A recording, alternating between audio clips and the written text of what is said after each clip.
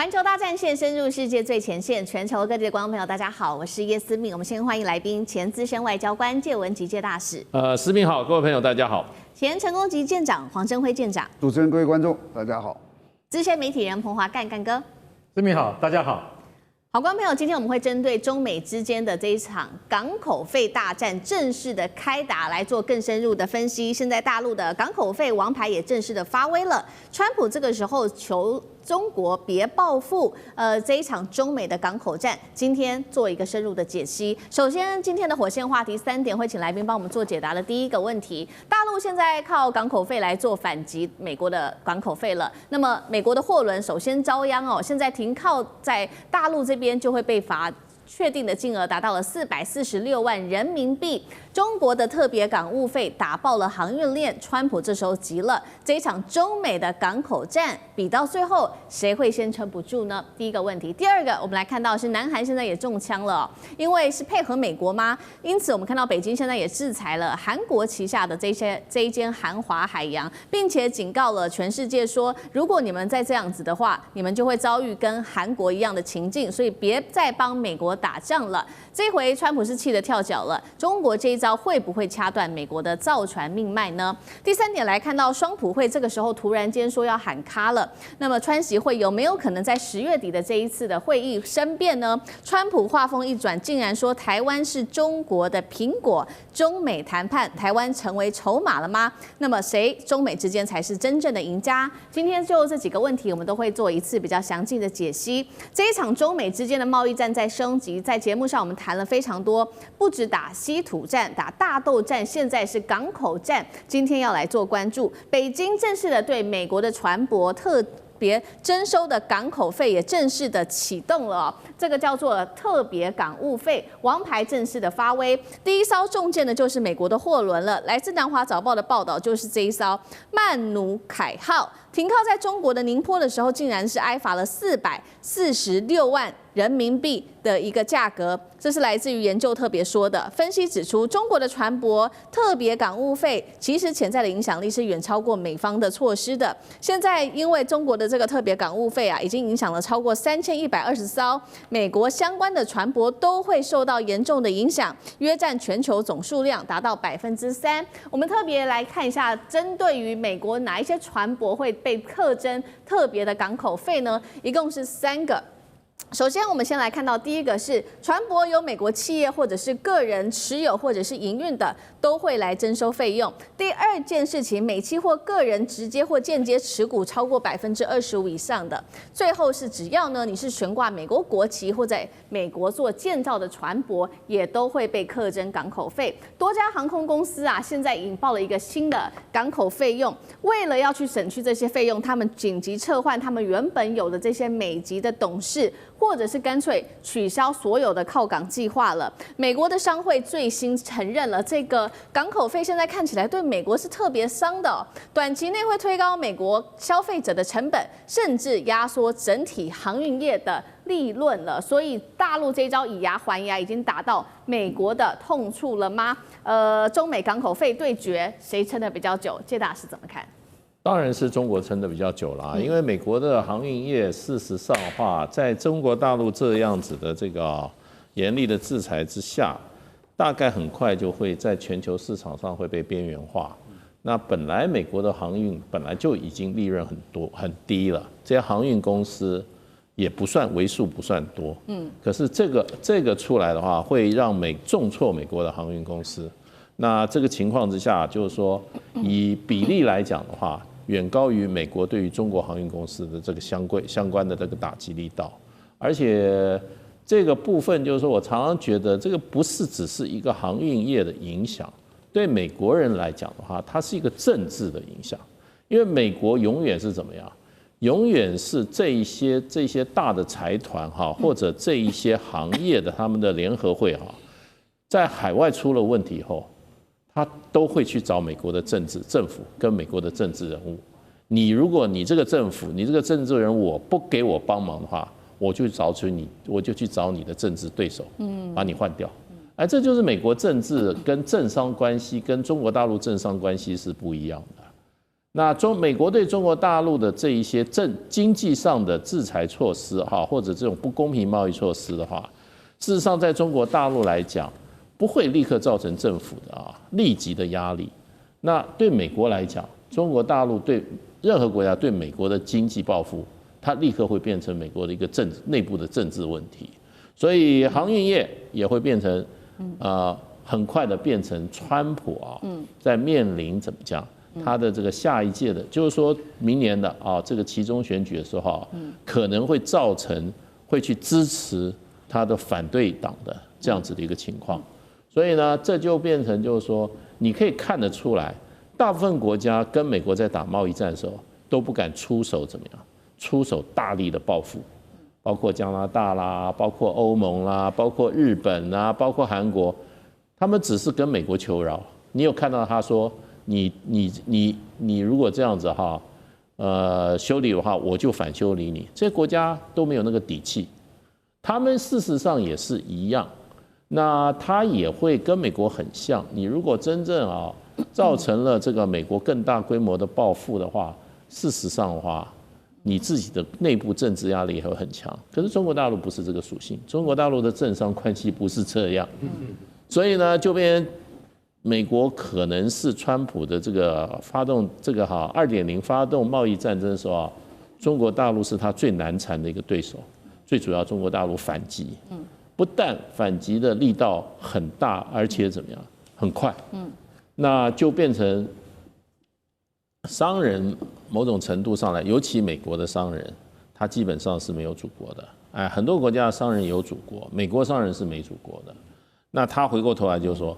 你造成我的损失，我没有办法对中国大陆政府施压，我只能对美国政府施压的时候，那所有压力都施在美国政府上。所以我觉得，不管是港口费，还有是一些农业的问题基本上中国大陆目的都不是打击这些产业，而是直接打击你川普政府的能不能够继续下去这样的七寸。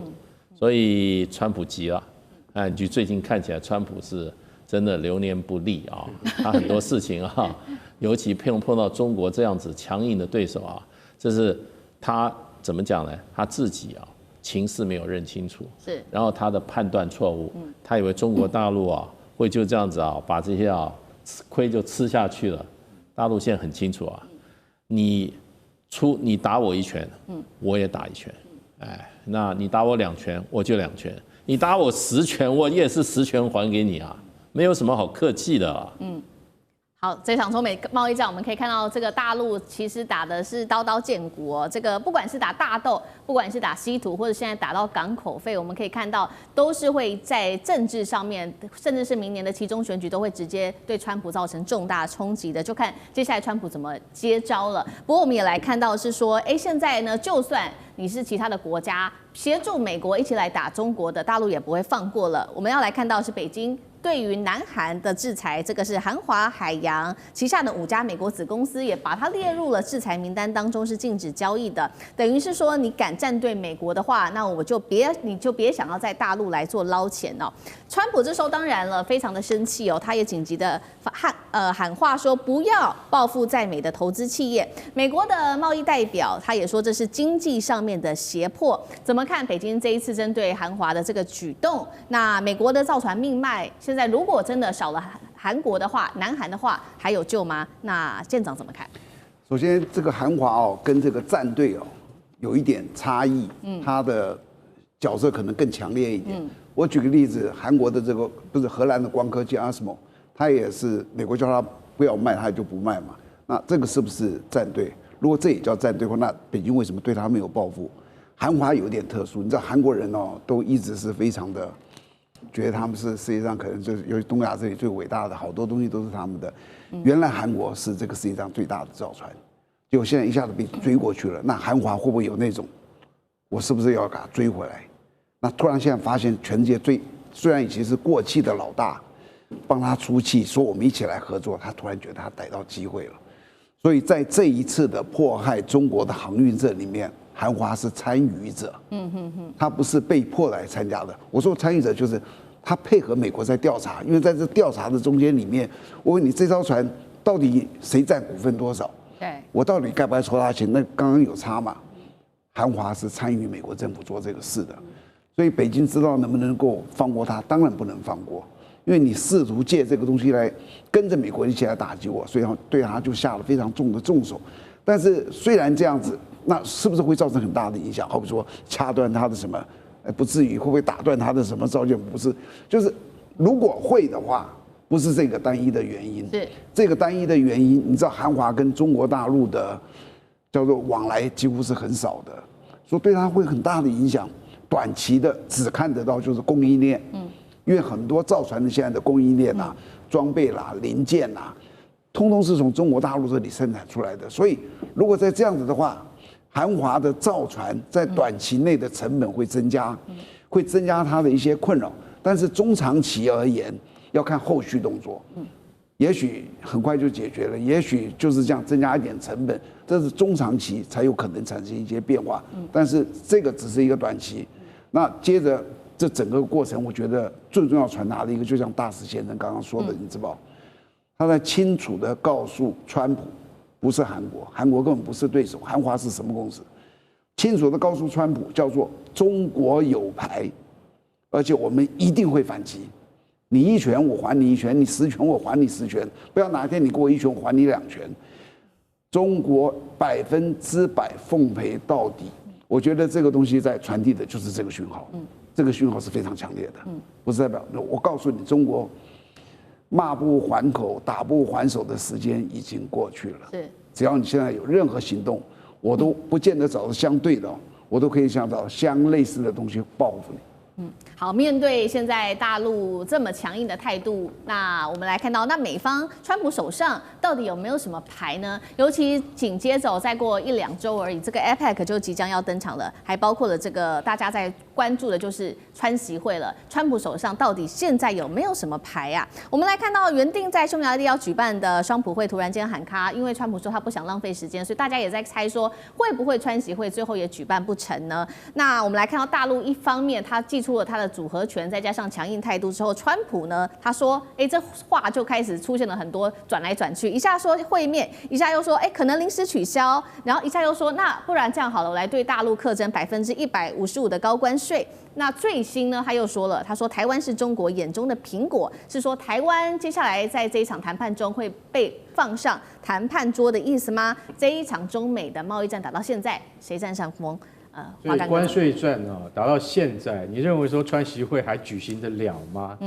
很简单嘛，川普已经讲了，11月1号，如果中国在各项这个就是说我们的关税谈判之中不能达到美国的要求的话，从11月1号起就开征，现有关税是55%啊，跟各位观众提醒一下，现在中国到卖东西到美国都要给55%的关税是事实，中国乖乖交了。11月1号起，你再不跟我达成协议，你会变成155%。对，155%是什么概念？你的成本要增加多少？那很简单，增加的成本转嫁给消费者，转嫁给通路商啊，那不是长久之计，不能长此以往嘛。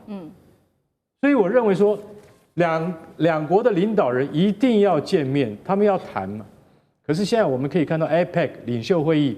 已经是确定谈不成的啦，看这个样子哈，川普连匈牙利他都不愿意先去了啊，那所以说我可以预判这谈不了，但是呢，川普又讲了一句话，也留了个伏笔，明年2月他可能会造访北京啊，也许这件事情到明年2月才能够解决也不一定，可是说句实在话，因为现在中国采取也很狠的招，我们讲过了嘛，任何来自中国而装配在你美国境内的科技产品有0.1%以上中国稀土的产品，我们都要采取逐项审批啊。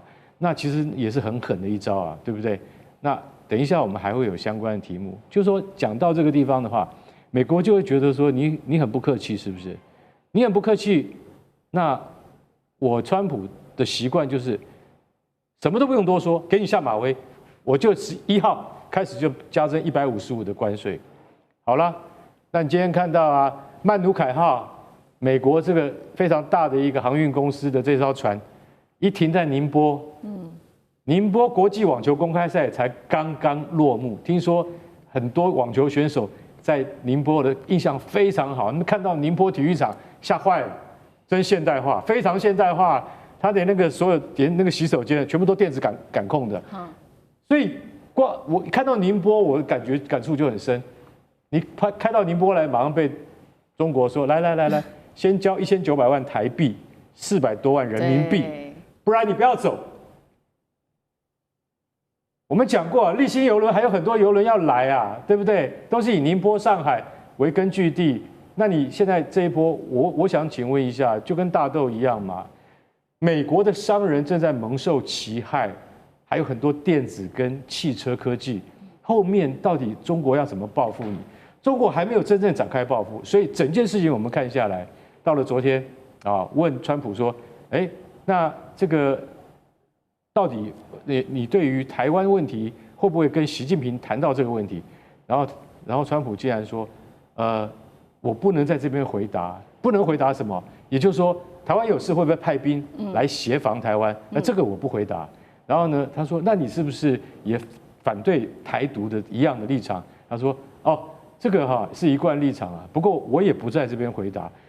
他2个问题他都不肯回答，你知道吗？但是他又讲了一句，他说台湾是大陆眼中的苹果，大陆不会摧残它的，大陆不会对台湾做出这个武力犯台的行为跟举动。为什么？因为我认为大陆虽然有这个心，可是他没有这个意，所以应该是不会。其实我觉得川普你在自作多情，你怎么知道大陆会还是不会？这是两岸的家务事，不用你多管闲事。是，谢谢干哥。好，我们休息一下，马上回来。地缘政治、美中之争、战略价值、强权崛起、小国生存，现在与未来洞悉事件走向，掌握世界脉动，全球观点尽在环球大战线。接下来我们要特别来关心到是美国的内政哦，尤其是乱政，川普的乱政现在失控了。美国的内政乱象频传，尤其在内部爆发了几件事情，不管是美国的农民破产，或者是公务员现在得排队领一些救济的食物等等，到底怎么一回事？另外一头，川普总统则是做这个 AI 影片丢屎弹。我们今天来关心美国接下来川普的其中选举是不是危险了呢？今天的火线话题3个邀请来宾帮我们做解答。第一个，因为美国现在牛肉的价格实在是太高了，一口气飙涨到了12%。当然，一部分的原因是因为川普针对巴西课征50%的一个高关税，导致现在美国牛肉价格超高。于是呢，川普在这个时候喊了说，开放阿根廷牛肉就可以来降价啦，却惹得美国的农民非常的愤怒。好，这个关税战会变成农业的自爆战吗？第二件事情，现在政府到现在已经关门达到3周以上了，核武的单位还因此停摆。华府现在出现了史上最长领食物的一个长龙，等一下带观众朋友来看到这张照片。说好的美国梦呢？现在还可以做这样子的梦吗？这是第2个问题。第3点，我们来关心，在上周末大家还记得吗？700万的美国民众走上街头抗议，说这个川普说希望未来的美国是无王日，那川普则是用 AI 来自封自己是国王。另外，他的白宫发言人则是学他的老板爆出口呛，这个比较脏的话，你叉叉决定的。那么共和党内部的其中选举是不是变成灾难呢？今天我们都会一起的来做关注。刚刚讲的事情是美国的民生物价，尤其是牛肉跟绞肉，现在价格到底涨了多少呢？涨幅我们看到牛肉是12%，绞肉则是涨了10%。我们知道美国民众每天都会吃汉堡或者是牛排等等，现在这些物价高涨，真的是让美国民众压力感到非常非常的大。川普这时候竟然是神回，他说，那不然我们也可以改购买阿根廷牛肉啊，如果我们这么做，就可以降低国内牛肉的价格了。这话一出美国的这些牛肉的农民就非常的愤怒，他说这个话荒谬至极，等于是用外国的肉来打我们自己人。更讽刺的是，为什么美国牛肉今天涨成这样呢？除了美国内部有干旱虫害的问题，真正压垮美国的还是它的关税战。当初他针对巴西课征50%的这高关税，抵挡了巴西这些低价牛肉的进口，导致国内的价格狂飙。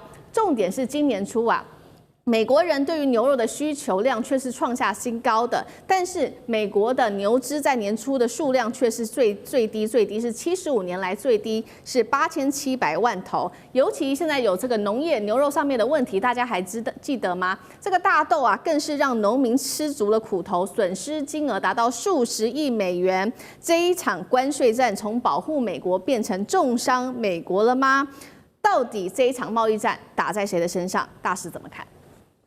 当然，就是说，所有的关税基本上都是由消费者进口商在负担的当然，出口商有的时候也会做一些，可是大概有人算过，起码80%以上都是本国的这些进口商那出的钱。那进口商出钱，最后就由本国的消费者在承担嘛。所以所有的进口的这个价格都会变成怎么讲呢？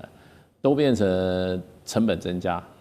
那川普的讲法就是说，我这是抽税啊，那我把关税都赚到谁的口袋里？都赚到美国政府的口袋里面。那这个其实我们从理论上来讲，就是美国政府变相加税，也就是说，借着关税变成一种这个关税抽进来都是进到美国联邦政府的口袋。因为事实上，美国的这个宪法第1条规定啊。事实上，这个贸易事实上是属于联邦政府的权，所以这些都属于联邦税，抽了以后就要联邦政府。所以川普每天就他自己也大言不惭，他说：“你看，我又赚了6000万，我又赚了5000万。”他去填什么？填他那个财政的那个赤字去了。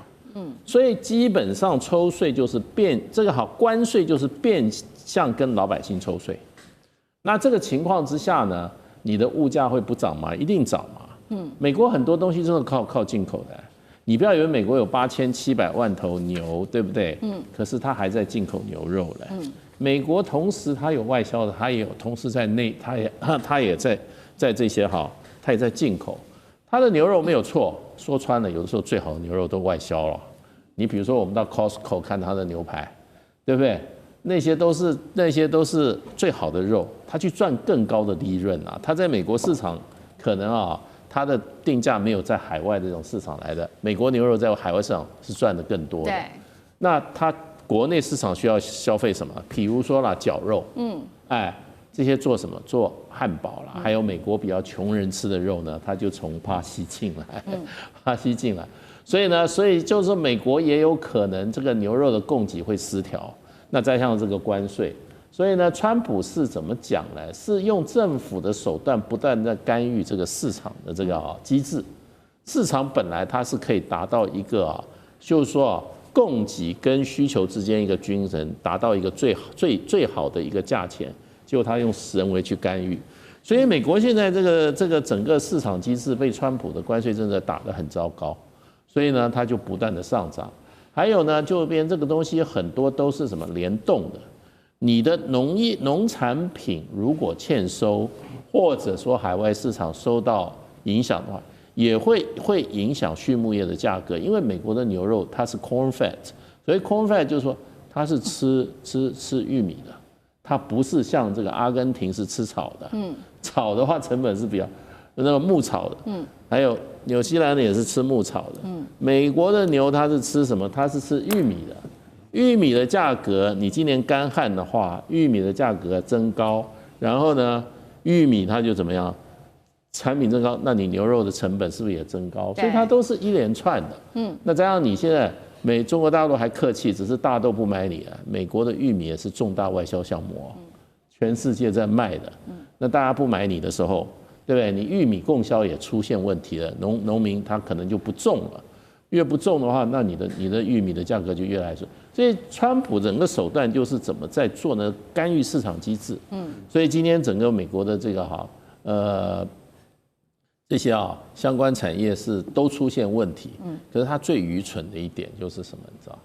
就在农产品部分他做的这些干预措施，因为他选举要靠农业州对，我跟你讲，我算过，他这些产农业的州我随便算了10个州，那10个州州长我们不要算，他2个联邦参议员通通都是共和党，10个州就20个联邦参议员，这20个联邦参议，他现在丢2个，他参议员就丢了，所以呢，川普是我觉得这个是个大赌徒，要不然就是个大外行，就是个暴君，好，这个关税战哦，现在打在农业的身上，也是打在川普的选民身上。那当然了，造成现在美国内部真的是物价高涨跟这个通膨的问题。但是眼前民众更要担心的是，已经物价这么高了，他们还面临失业的问题。而且我们看到画面这张照片，这些失业的人还不是说什么美国的这些低收入户，竟然是他们的一般的在美国政府旗下工作的公务员大家现在一个一个的排队，我们看到这张照片上面看起来排得很挤排得非常的长，他们都是因为被迫放无薪假或者是无薪上班这个总共政府关门到现在进入第3周，已经有140万的联邦员工被迫休这个无薪假，那等于呢，现在他们没有钱，就只能领这个食物的救济包。那白宫这边也做了一个比较完整的统计，其实从今年初联邦人事流失到现在已经超过30万人了。华府尤其是失业率目前在美国里面是最高的，全美最高，而且6周内申请失业救济者的人数暴增了55%。另外就是一个影响国安的单位，我们来看到这个是核武管理局，80%的员工现在也放弃了无薪假，核子安全系统差点停摆。这个部门主要负责的是维修、升级核弹头、管理核子不扩散等等的计划。公务员没饭吃，核武单位停工，后续的影响又是什么？舰长怎么看？首先我要说，像这些排队在这里，你看他不是一个叫做无业游民的那样的，那可能他正常的日子还都是算过得蛮好，但这就是美国的文化。美国是一个消费的文化，它不像我们拼命在想要存钱，他们真的就是一个贷款。对，所以当他的正常的收入，就是我预期我的收入是这样薪水，你看我是国家公务员，谁是我的老板？国家是我的老板，那薪水怎么会少呢？就像我以前当军人，我怎么可能没有薪水？可一旦你没有薪水他的所有的花，因为他都已经贷款，车子贷款、房子贷款，什么这个贷款、那个贷款，可能还在分期付款什么等等，他突然会被卡住。但是这个东西是不是他们的一个很大的问题？我倒不觉得是一个很大的问题。为什么？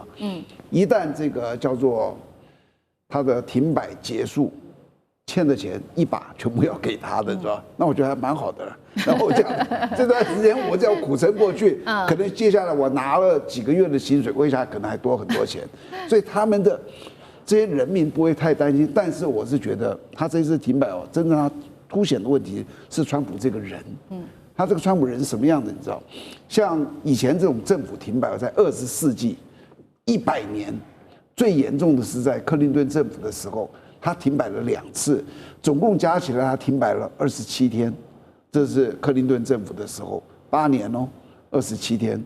然后到了这个世纪21世纪，川普1.0的时候停摆1次，那1次就是35天，就超越了前一次的这27天。那这一次呢，从11月1号开始到现在已经22天了嘛，22、23天了，再2个礼拜就会破他上一次川普1.0的记录。为什么会停摆？为什么？因为国会2党在那斗争，不是美国没有钱就是2党对这个，因为他的所有，川普带领的是行政团队，行政团队的权力哪来的？谁授予的？国会，国会在他上面，那国会不授予你去花这个钱，你是没办法去动用的，这就是按照美国的宪法的这个体制。所以他只要2党一协议，这个钱就可以拨下去；只要不协议，对抗那就一直下去。那为什么川普的任内就会这么对抗呢？因为他这个人太激情了，你知道他的所有手段都非常激烈。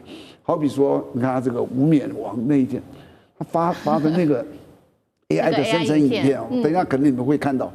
我这一辈子我无法理解一个国家的领导人能够去这样子做一个这个影片。你脑袋到底在讲什么东西？然后对所有抗议你的人，因为你的行为实在是奇怪，抗议你的人。只要是民主党是我的对手党的，我就派国民兵进去镇压。对，然后你说现在没有钱，我就去删所有民主党这个里面的基建的钱。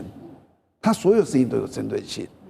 原来他还是温的，因为你这么过分，他会变得很激烈，所以双方都会变得很激烈。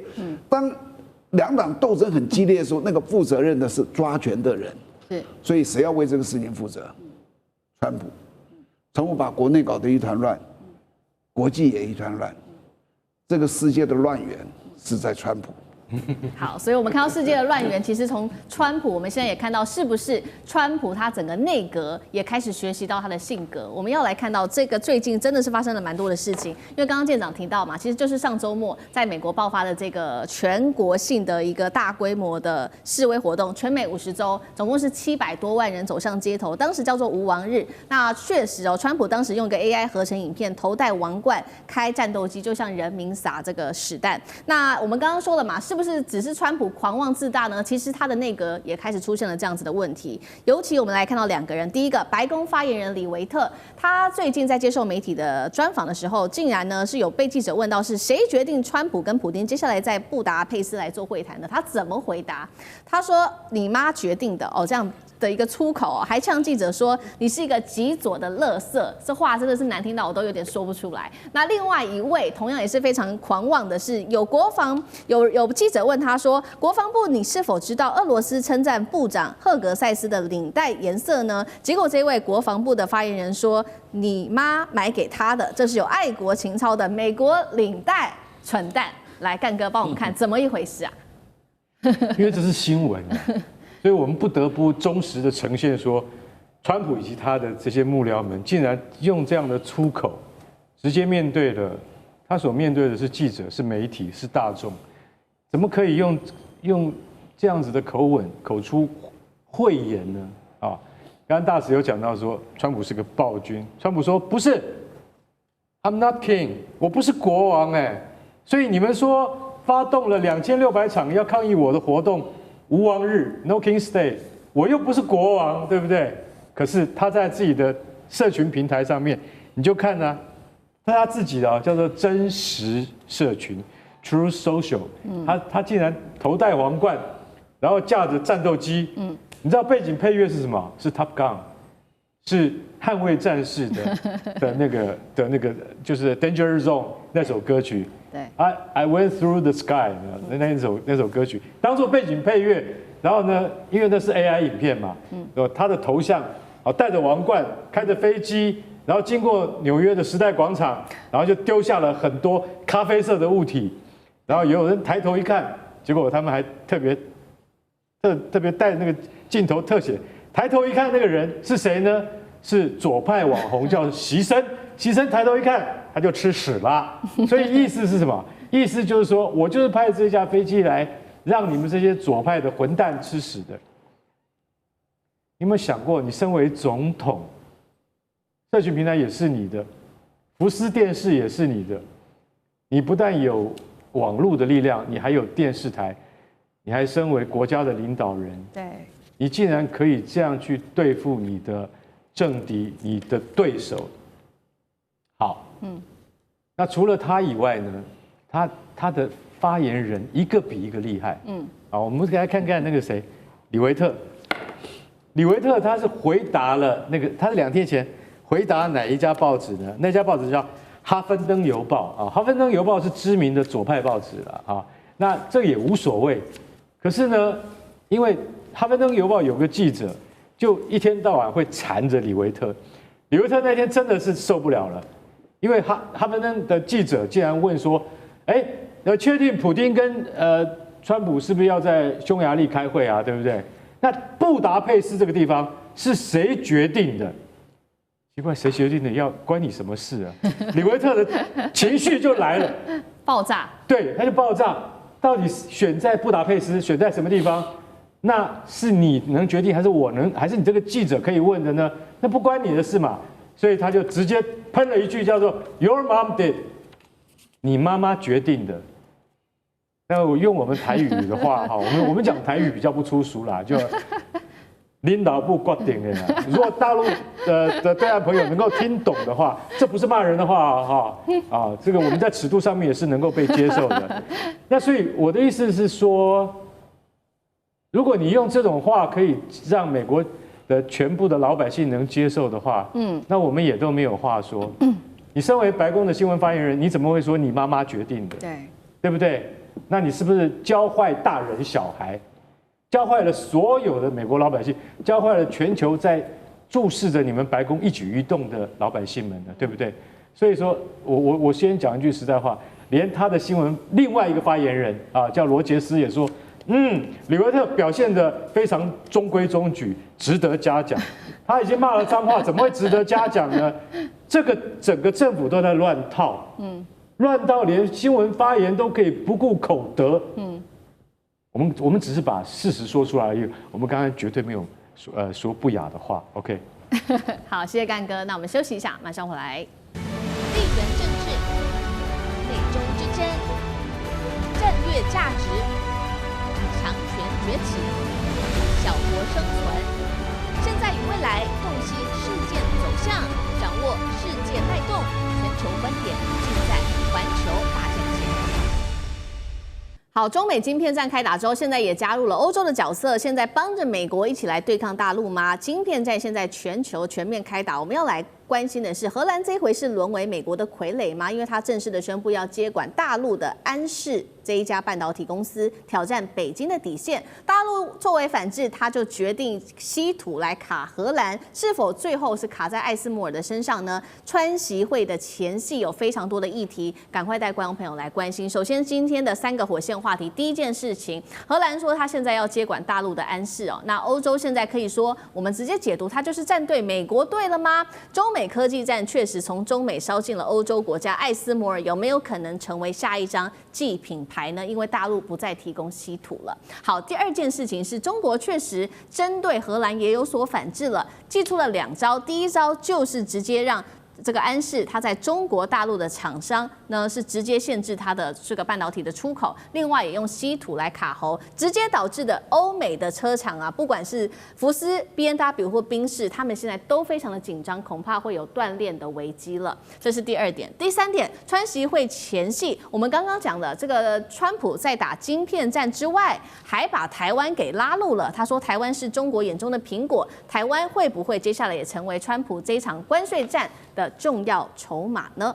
好，我们来赶快关心的是最新消息，荷兰政府在9月底是正式的呢，说以国家安全风险为理由，强制的直接接管了中国文泰科技旗下的这个安氏半导体。今天就是要来关心这一间公司哦，并且冻结了安氏半导体旗下全球30个的实体资产，并暂时暂停中国籍的执行长的职务。中国大陆听到这个消息之后，非常的愤怒，直接回击，他说痛批你荷兰政府现在直接是把经济给政治化了吧，警告你这样子做，其实直接会影响的就是全球的供应链。那荷兰怎么说呢？因为他们认为说，是不是在美国在背后搞鬼，在背后施压荷兰？结果荷兰是站出来否认，但是他说是没有受到美国的施压的。但是来自于大陆南华早报的最新揭露，他说美国曾经以不列入实体清单为交换条件，要求荷兰去撤换中方的高层。所以这有没有美国的介入呢？仍然是打上一个大问号的。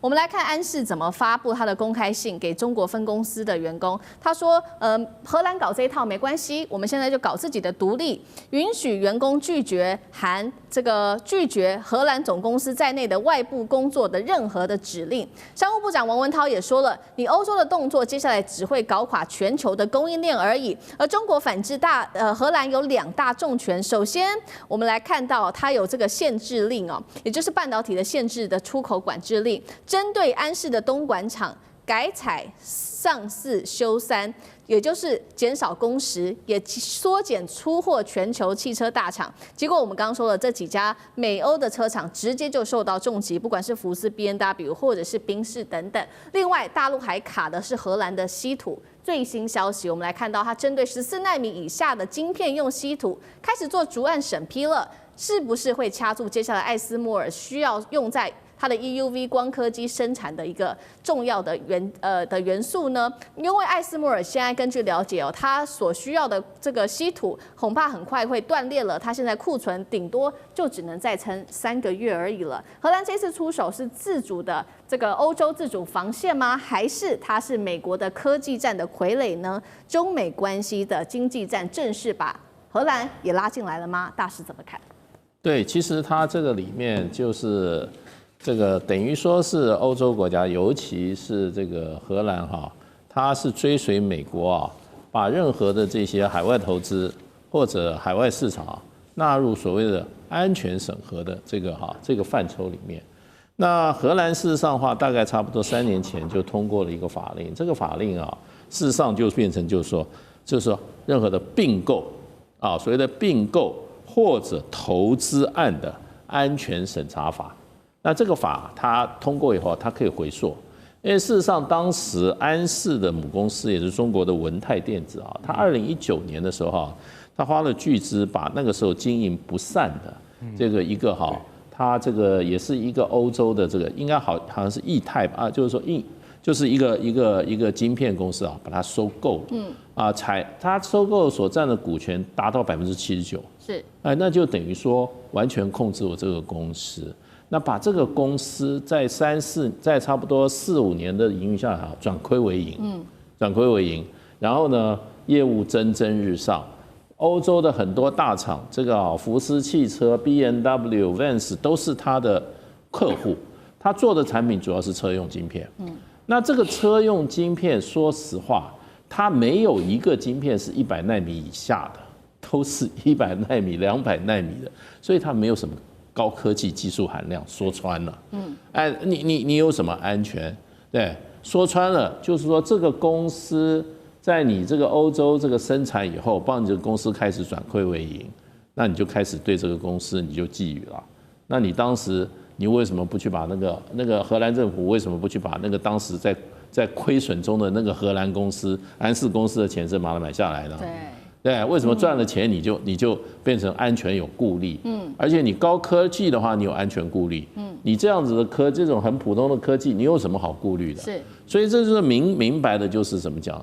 就是一种野心，然后呢，借着安全之名，事实上的话，在这边掠夺别人的财产。那不过中国他们当时没搞清楚，这个安氏的这个欧洲厂的所有的产品，大部分要送到中国大陆去，怎么送回中国大陆进行封装？对，你的原产品你不封装是没有用的。对，中国大陆很简单，所有对安氏的这种输出全部停止，让你的安氏你就没有产品可卖了。那这一招就逼着荷兰现在好像昨天荷兰的经济部长跟这个中国大陆的这个商务部长已经通电话了。那这个怎么会解决呢？我觉得就变成说除了政治还有商务的解决，因为现在 B&W 福斯公司也开始在抗议了，说你荷兰在搞什么鬼啊？对，所以我觉得这个荷兰这个民族就是太贪心了。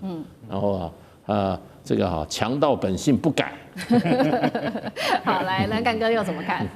大使讲的完全很正确，为什么你知道吗？你知道，就说安氏他做的这些，你知道他主要是什么？就说电动窗方向盘这些开关，这些科技你认为是也蛮高端的，对。但是它在真正的跟国防科技比的话，它更不算不上什么。对，100奈米以上的这种东西，然后不行，为什么？因为我们荷兰政府发现，你这可能跟中国有莫大的关系，因为你被中国收买了，所以你跟中国有莫大关系。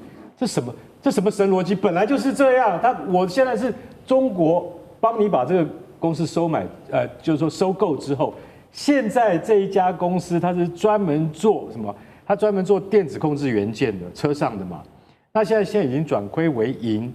然后全球70%的供应都靠它，但是要从哪里出货呢？要从东莞的安氏的厂出货，再出货到欧洲去的，是这样的。总公司是远在荷兰这边，对不对？那你知道现在出现什么笑话吗？我讲给你听。在东莞的总公司现在出了个问题，货架上的货不能再摆上去了，要拿那个大纸箱包起来装起来。然后呢，因为后面的货一直做出来，然后那个有从温州坐了1000多公里那个高铁跑到东莞去，我在现场买可以吧？不行，现场不出货，为什么？你去问我们领导不卖就是不卖，为什么？中国说好了，你现在制裁我在这个荷兰阿姆斯特丹的总公司是。那全球的汽车工业通通不要拿到货了，你这些，因为安氏它是全球的这个，就是说最终的汽车晶圆的封装厂，要从我们东莞的厂出去的，对，有商人坐了1000多公里，然后到了现场，看到他们说奇怪，不是有货吗？卖给我们啊？不卖，不卖就是不卖。不管你是 BMW， 或者你是福斯，或者你是法拉利，都要用这种，都要用他们的东西。现在不卖你就是不卖你，不卖你怎么办呢？东西积那么多，然后不卖，那就是我们国家的政策啊。我们可以不卖吧，我们可以囤吧，然后就是不卖。然后呢，不行，牵涉到另外一个问题，4000多人的工厂啊，你现在都不卖，工人还在生产啊，怎么办？哎，国家补贴，上4休3，上4天班休3天，扣你1/5的薪水，同不同意？一问，26万人，就是我刚才讲4000人，对不对？他们进行全省工商普查，26万人有17万人同意，接近2/3同意，就是说我愿意少拿1/5的薪水，我1个礼拜上4天班，然后3天要休假，因为这朝向美国的那种制度前进的。是，这是中国他在这个就是说巨变之下，他所想出来一个方法，而且这样可以使他的那个真的失业率不要攀升那么高。中国有的是方法解决，所以我今天讲一句实在话，荷兰政府你真的太莽撞了，你没有把事情想清楚你就干了。结果你现在看看，抗议你的是你周遭的荷兰的这些荷兰周遭的这些欧洲大车厂，你想想看，他们的影响力会输给你荷兰政府吗？这是商业啊，这是竞争啊，回到现实面来吧。对，这一次的晶片战，荷兰可以说几乎就是配合美国搞这一出哦。但是最后我们看到最受伤的还是美欧自己的车厂。另一方面，我们来看到除了这个荷兰配合美国之外，美国自己跟中国又持续的打这一场贸易战，而且现在台湾的晶片也会成为他们的一个关键筹码吗？我们来看到最新消息是，川普他接受福斯新闻的最新专访，他也高调的宣称了说，对于这些晶片跟药品寄出高关税的供应链正在快速的回流到美国，他非常的得意哦。他还说呢，台湾的晶片业者已经为我们美国带来了高达20兆美元的经济奇迹。他说台湾是中国眼中的苹果，强调不认为北京会犯台，并且预告月底就会跟习近平来面谈台湾的议题了。就在此刻，我们来看到北京方面也做了一个回应。第一个回应是台湾问题是中国人的事。第二个回应，前美驻中国大使警告台湾是红线，是不可能让步的。舰长怎么看？台湾成为筹码了吗？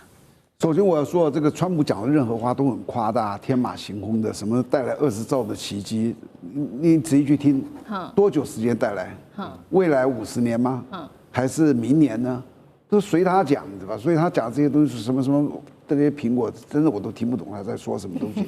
但是有个东西，我觉得台湾真的要开始担心的，台湾被逼的走向了选边的陷阱，真的被逼的走向陷阱。第一个，你现在看我们台积电过去嘛，那个钱看得到，1个厂2个厂在加，后来又说要50-50才能够免税，意思就是说，在美国生产的晶片跟在国外生产的晶片，台积电生产的要各占50。你说台积电在外面这些国家大概有18个厂，在那里现在只有2个厂，那是不是还要继续投资啊？这是一个，那让人想到可能要加很多钱。第二个，最近萧美琴讲了一个话，让我吓一跳。他说整个台积电的生态链都要过去。大家可能不太了解什么叫生态链。台积电这一家厂商在台湾它的底下的供应链的厂商有一个所谓叫1级供应链厂商，就是直接跟台积电签约，有400多家。然后还有一个2级供应链厂商，就是跟这400多家签约的，这样子支援这个台积电的有2000多家。如果萧美琴说这个整个供应链要过去，是不是底下相关的？我不敢说全部，对，可能要去很多。你只要去想，第一个，晶片要50都要投入，生态链要过去，能不能政府告诉我们总共大概要投多少钱？当你这个钱多到一个程度的时候，你知道你不能倒那就是叫做一个叫做选边的陷阱，你不断的在加入，我不能走，我抽手，我这些东西就都没了。所以有一天他那里要是亏钱，我要再继续加下去，这就是把台湾逼到了这里。那为什么会逼到这样子？我想最重要的原因就是因为我们抗中，一心一意抗中，因为你这样抗中，所以你的安全要靠谁？要靠美国。美国就用这个安全来逼你。其实把自己的安全交到别人的手上是最悲哀的事。其实政府的解方其实就是4个字：和中亲美就可以了，立刻可以把这个都解开。谢谢舰长，那我们休息一下，马上回来。地缘政治、内中之争、战略价值、强权崛起、小国生存。现在与未来洞悉事件走向，掌握世界脉动，全球观点尽在环球大战线。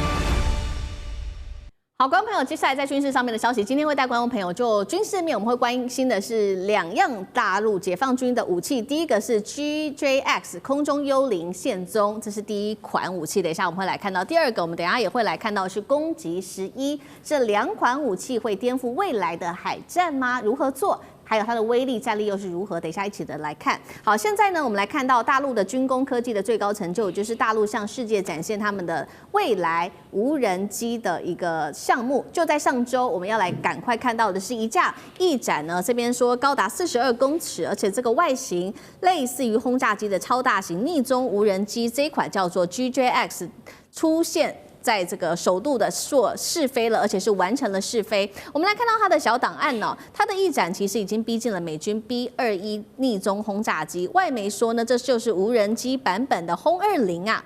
再来持续看说，刚刚说了嘛，这个外形像 B-21，但是我们也来看到它的细节，雷达反射面积是更低的，而且涂装也变得更为先进。现在看起来，它疑似具备 AI 战场决策跟远端攻击的能力，也就是说，它接下来可以展现3个重要的功能：隐形、智能跟远打的功能吗？厉害的地方跟战略用途是哪里？干哥怎么看？哦，其实我说一句实在话，当这个新闻发布的时候，这叫 GJX 啊，逆中无人机，它不是无人机 ，OK， 它是超大型的无人载具，好吗？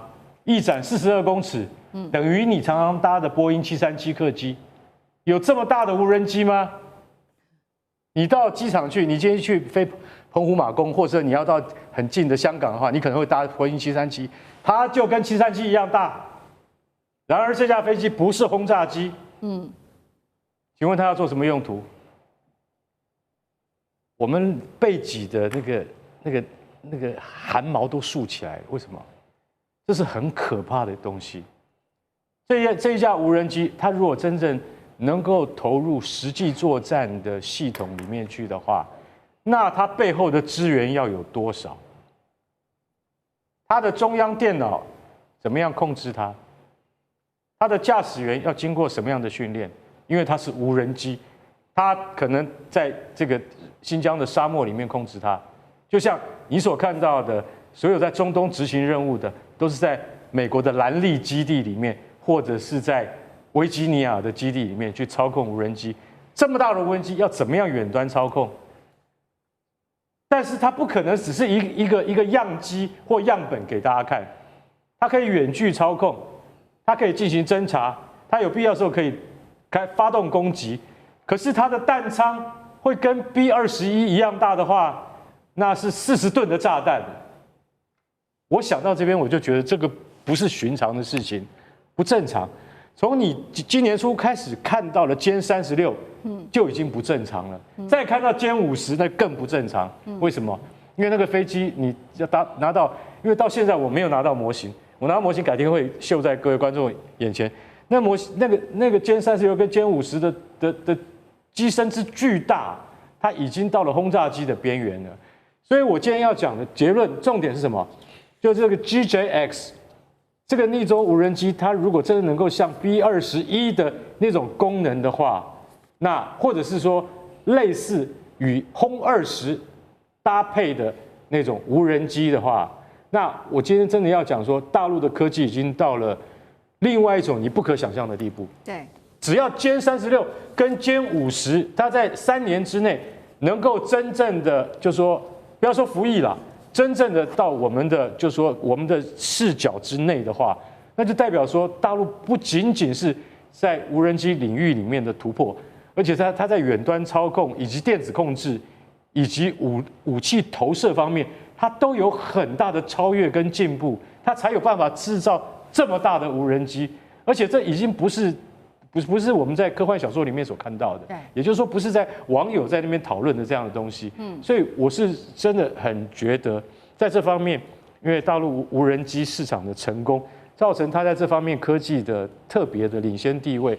美国你是真正要去理解到说，发动下一场战争的时候，你所看到的，尤其我们刚才看到还有076两栖攻击舰，对，076两栖攻击舰，它将来不一定是载着有人飞机，而是像 GJX 这种或是攻击11这种飞机的时候，下一场战争的面貌绝对颠覆你现在的想象。所以五角大厦它其实比我们还要紧张。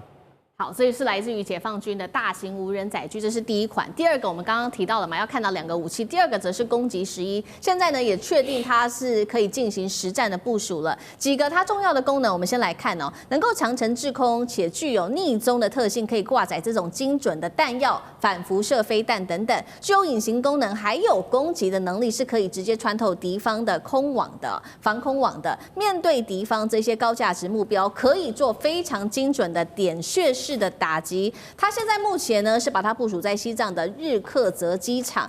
为什么会在这里？等一下我们请来宾来做解读。这个地方是在高原地带，也贴近印度的方向，同时辐射整个南亚地区。我们要请这个大使来帮我们看到它的作战的意图，还有它的整个战力又是如何？它的战力应该是现有的哈，它就是说这个所谓的这个无人机里面啊，战力最强的。第一个，它是属于隐身无人攻击机，它有隐身性。那你要知道，这个隐身战机是属于第5代战机啊。那用这个无人机也进入隐身的话，对，那等于说第5代无人机啊，对。而且它是喷射引擎的，很多无人机它是装的是那个螺旋桨，对，它可以在滞空时间40小时，可是它的速度比较慢。不要慢，有的时候每小时能够跑到400公里的，算是很不错的，我看啊。可是这一款，它的时速可以到达0.8马赫，甚至再往上面一点，然后又隐身，然后呢，它的体型也比较大，它的翼展有14公尺，然后它的整个的吨位大概在10吨左右。10吨左右，所以是一个大型的无人机了。以现在这个在这个军武界拥有，它是一个大型的，所以算是中国大陆一个非常这个重要的航空空战的利剑。是它基本上它也不是要跟什么飞机去缠斗，它同时可以做什么？可以做就是说歼20跟歼16的中程僚机，可以搭配打这个立体化作战。然后呢，它基本上它的载弹量也是够的。那它可以在这种所谓的这种航空就是说非航空炸弹，那么它可以载3到4枚。还有就是说地对空、空对地的攻击性的武器，它都可以。另外，它的电子侦察能力也很强。所以这款武器对中国大陆来讲，不要说中国，在全世界那个无人机里面，它最先进一层。那为什么放到印度？也就是说，防备印度在这个喜马拉雅山中印边界上不断的在那边自己幻想还可以跟中国军队进行抗衡。我一部署就是跟你印度差距10年到20年的武器放在这边，叫你印度你在那边叫嚣什么？对不对？然后呢，现在事实上我记得前一阵子好像也是歼35也进到这个西藏的相关的这个空军基地了嘛。所以就用最先进的武器，让印度人这个打消他对中印冲突的一种幻想。那让你知道这个差距有多大。那真正要打起来的时候，说实话这个隐形战机到你上空了，打完了。搞不好你印度人还不知道，所以就变成就是说，用武器先进的武器来叫印度人乖一点吧。好，这款逆中的这个无人机它是整个威胁到南亚地区，但是其实呢，它如果再装在不管是它，因为它可以装在076或者是福建号的航母上面，其实它又可以威胁到了另外一个地区，包括了南海跟整个台海。等一下我们请舰长来带我们看，主要的原因就是因为它除了有逆中功能，第二个很关键的原因是它有这个折叠机翼铰链设计，可以帮助它灵活起降，是为了上舰。那刚刚舰就指的是076或者是福建号航母等等，就可以增加它的整体的打击半径，瞬间拉长，对台海、南海的基地，还有这个敌方在这边的整个舰队造成威胁。舰长怎么看？首先，你看一个飞机哦，如果它的翅膀会折哦，第一个它的结构会复杂，这个故障率会高，然后价格也会高，那都是这个缺点。你为什么要叫它折？就是为了放在船上。所以当你发现它折叠的时候，它就是为了上舰，这是一个。第二个，这个攻击11也好，GJX 这个飞机也好，这些都叫做大型的逆中无人机。这个在全世界现在都在这个展开研发，好比说俄国的猎人、土耳其的恩卡3、美国的 XQ58、澳洲的 MQ28都在做，没有一个服勤。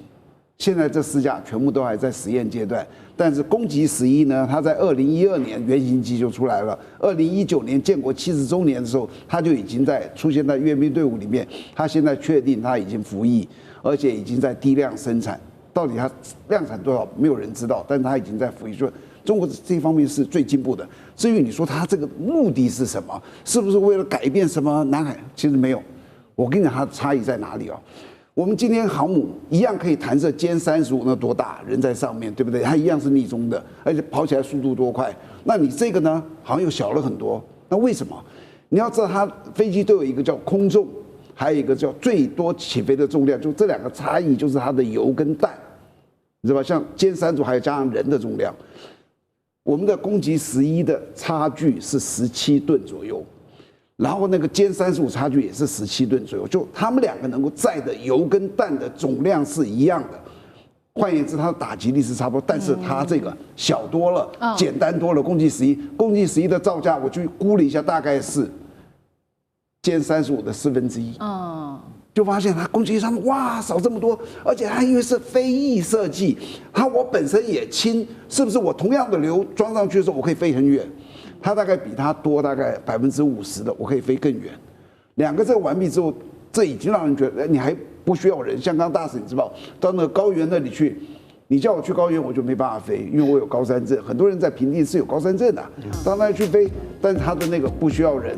最后一个就是6代机，6代机的时候是一个5代机控制2个中程僚机，现在全世界做到这个的只有中国，因为它出现了攻击11，这2个配合到一个歼35。